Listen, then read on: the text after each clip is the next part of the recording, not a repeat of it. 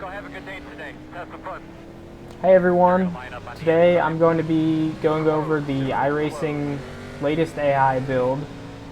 So I believe this was released 1 or 2 days ago. It was on either the 4th or 5th of February.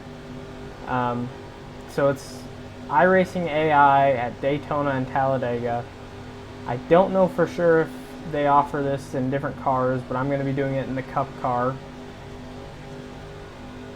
So for this video, I'm going to be starting from the pole, which I didn't really intend to do, but it just kind of happened and I went with it. This is the first race I've done with the AI, and we're going to see how they do. I have the AI skill set between 25 and 75, so you get some good, some bad. And I'm pretty excited that iRacing has been working on this. I think it's kind of long overdue for iRacing, really. You know, they did AI way back in the days of all the NASCAR racing series, and before that with Indianapolis and Grand Prix Legends and stuff like that. But I think it's something that iRacing would have benefited from already.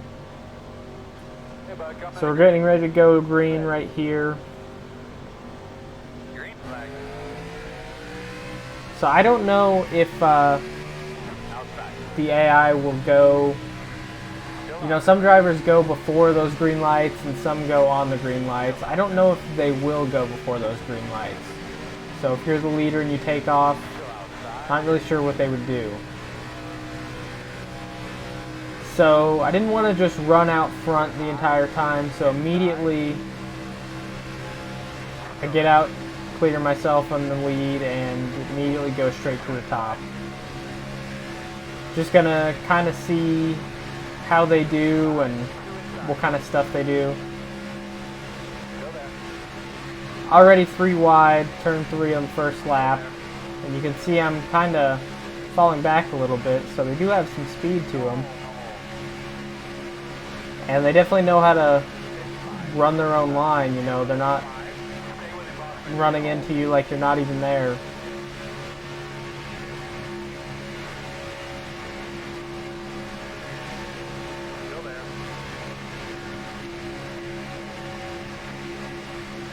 So 3 wide, several rows deep. I'd say it's kind of impressive.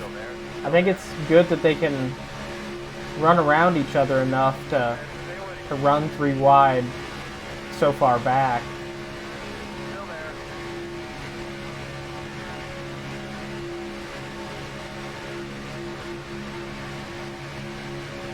One thing I sort of wish they did more of, which I think would be kind of difficult to do. I wish they kind of, you know, got a run and then, you know, took it somewhere and made passes and moves on each other, you know. I think it would be something tough to do, but obviously if anyone can do it, it's iRacing. I'm sure they'll keep working on it. I don't really think this is as far as the Daytona IA will go. Daytona AI, I'm sorry. I don't think it's as far as it'll go. I think they'll keep working on it. I hope so, anyway. I mean, this is good, but it's missing just a little bit, you know what I mean?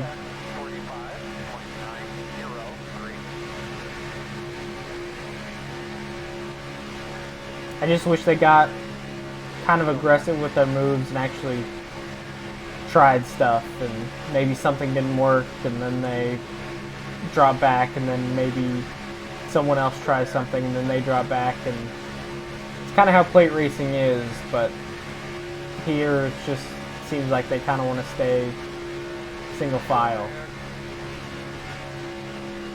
I watched the replay of this race, and I think maybe 1 or 2 cars actually did, you know, switch lanes or try something.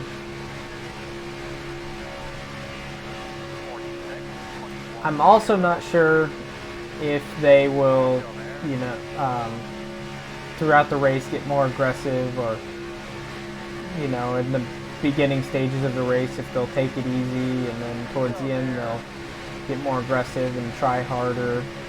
I don't know if that's something they'll do. This is only a 15-lap race, so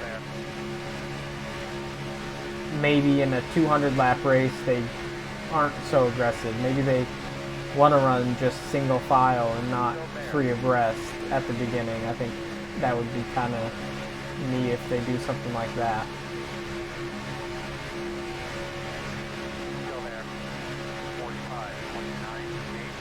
So as you can see right here, they're not slow by any means.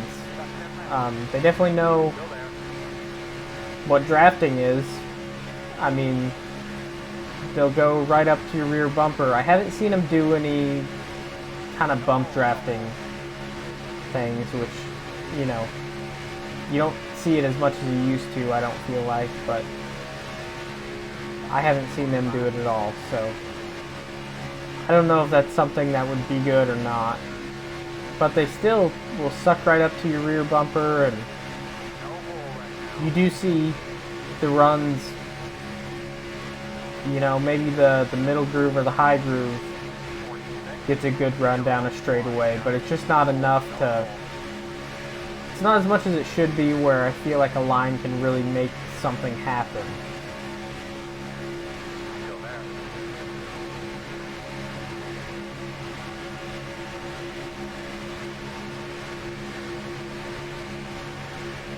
See right here, you can see that the high line gets a good run off of turn 2 and makes up a car length and a half or so. And then obviously in the corners, the bottom 2 grooves come back, but you know, I wish they didn't just always go with each other.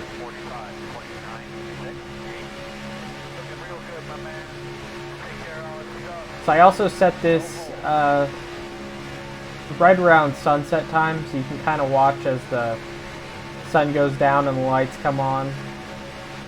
That's something that I haven't really experienced that much in iRacing, but it's really looks just amazing, really. That tells you how much I actually do iRacing when I haven't even seen the day-night transitions that much yet.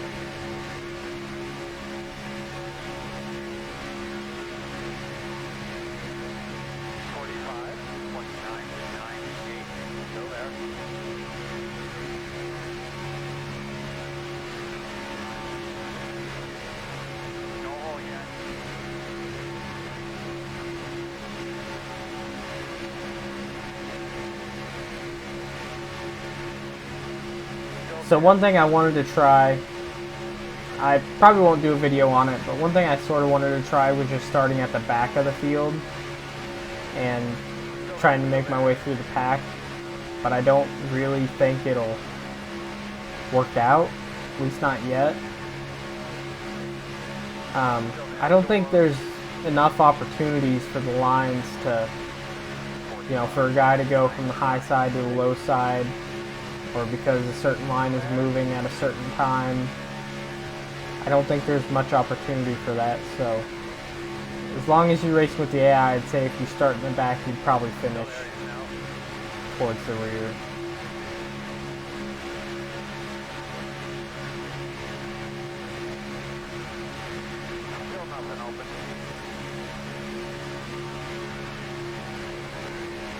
They definitely make it intense though. It's pretty crazy to go 3 wide, you know, 5 or 6 rows deep for 10 or 15 laps at a time.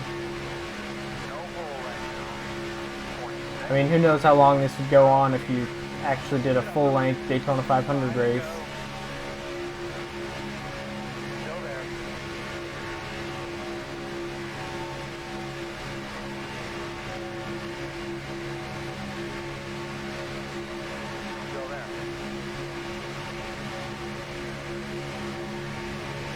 Right here again, you see the high side getting a good push down the straightaway.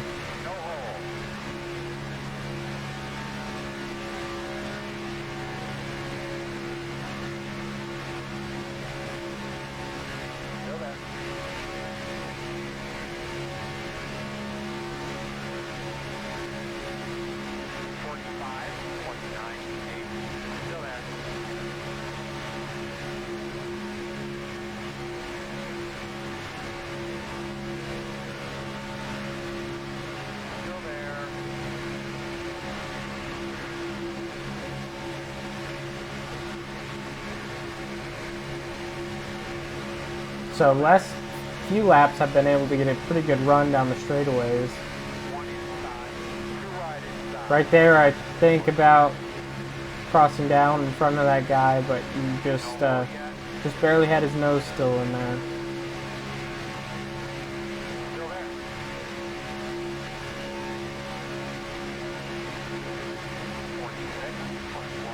So this is where it gets a little bit crazy.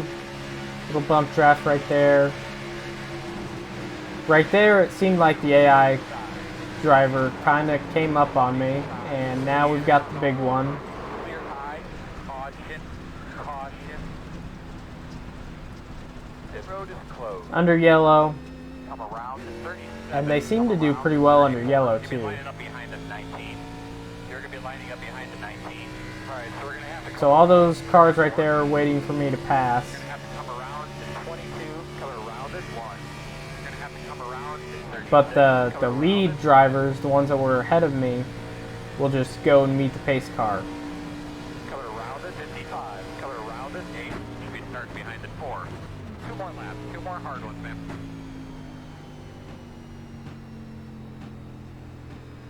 We're going to restart behind the 23. Line up behind the 301. So that's going to be the end of this race. I think iRacing has done a pretty good job with this AI. I really think they have. They definitely know how to run a smooth line, and they definitely know how to run side by side. What I'd like to see is them be able to charge up runs at each other and be able to switch lanes and just try to make moves on each other. But for the first oval AI release, I think they're doing an awesome job. I can't wait to see where this goes, and you know what potential opportunities this gives iRacing to put out more content in the future. So looks like the future's bright for the AI, and I'm excited to see what happens next. I hope you guys enjoyed my first look at the iRacing AI. As always, I'm going to give a big thanks to Nathan Benson Motorsports, Sure Built Suspensions, and DDI Fabrication for everything they do to help us out in our real world racing. Hope you guys enjoyed it, and I'll see you on the next one.